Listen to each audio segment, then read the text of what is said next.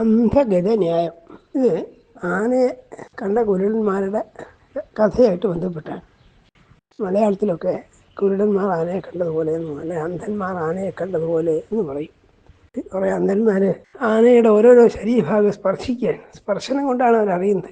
ചെവി പിടിച്ചയാളും കാല് തൊട്ടയാളും ഒക്കെ ഓരോരോ തരത്തിലാണ് ആന ധരിക്കുക. കാലുകൾ സ്പർശിച്ചറിഞ്ഞ അന്ധൻ വിചാരിക്കുന്നത് വലിയ ഉരല് പോലെയാണ് ആന എന്ന് വിചാരിക്കുന്നു. ചെവി പിടിച്ച് നോക്കിയാൽ ഒരു മുറം പോലെയാണ് ആന എന്ന് വിചാരിക്കുന്നു. പാലിൻ്റെ അറ്റം പിടിച്ചവൻ ചെറിയ കുറ്റിച്ചൂല് പോലെയാണ് ആന എന്ന് വിചാരിക്കുന്നു. പക്ഷെ ഇവരാരും എന്ത് ചെയ്തിട്ടില്ല, ആനയെ മൊത്തമായി അറിയുന്നില്ല എന്നർത്ഥം. ഇതുപോലെ ഭാഗികമായി മാത്രം അറിയുന്ന, തൻ്റെ ദൗർബല്യം കൊണ്ടോ പരിമിതി കൊണ്ടോ ഭാഗികമായ മാത്രം അറിഞ്ഞിട്ട് അത് സർവസ്വമാണ് എന്ന് വിചാരിക്കുന്ന മനോഭാവത്തെ കാണിക്കാനാണ് ഈ അന്ധഗജന്യായം. അതായത് അന്ധൻ ആനയെ മുഴുവനായിട്ട് അറിയാത്തതുപോലെ ഈ അല്പബുദ്ധികളായ ചില കാര്യങ്ങളുടെ എല്ലാ വശവും അറിയുന്നില്ല എന്ന് കാണിക്കാനാണ് അന്ധഗജന്യായം.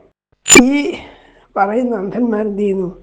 അവരുടെ സ്വാനുഭവമാണ് വിവരിക്കുന്നത്. അത് സമഗ്രമല്ല, സമ്പൂർണ്ണമല്ല എന്ന് മാത്രമേ ഉള്ളൂ. അവർ ഓരോ ആൾ പറയുന്നതും സത്യമാണ്. കാരണം ആനയ്ക്ക് ഈ ഓരോ അവയവം ഇങ്ങനെ ഓരോ വസ്തുക്കളുമായിട്ട് താരതമ്യപ്പെടുത്താവുന്നതാണ്. അതുകൊണ്ടത് ഒലക്ക പോലെയാണെന്നോ ചൂല് പോലെയാണെന്നോ ചെവി മുറം പോലെയാണെന്നൊക്കെ പറയാതെ, പക്ഷെ ഇതൊന്നും സത്യം. ഇതൊക്കെ കൂടി ചേർന്ന മറ്റൊന്നാണ് ആന.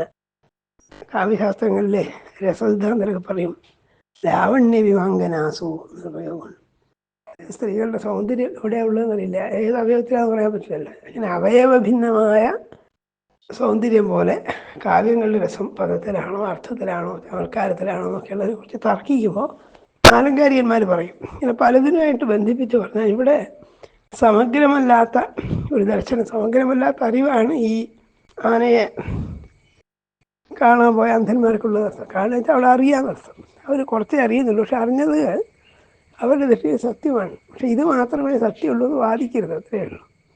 ഇതുപോലെയാണ് പലപ്പോഴും നമ്മൾ ചെയ്യുന്നത്. നമ്മൾ ചിലതൊക്കെ അറിഞ്ഞത് സത്യമായിരിക്കാം, പക്ഷെ സത്യത്തിൻ്റെ വലിയൊരു സത്യത്തിൻ്റെ ചെറിയൊരു ഭാഗം മാത്രമായി എന്ന് വരാം. ഇതാണ്, അത് മാത്രമാണ് വാദിക്കുമ്പോഴാണ് പ്രശ്നമുള്ളത്. അന്ധഗജന്യായം ഇങ്ങനെ ഉള്ള അനുഭവസിദ്ധമാണെന്നൊക്കെ ഒരാൾ പറഞ്ഞാലും ആ അനുഭവങ്ങൾക്കൊക്കെ പരിധിയും പരിമിതിയൊക്കെ ഉണ്ട്.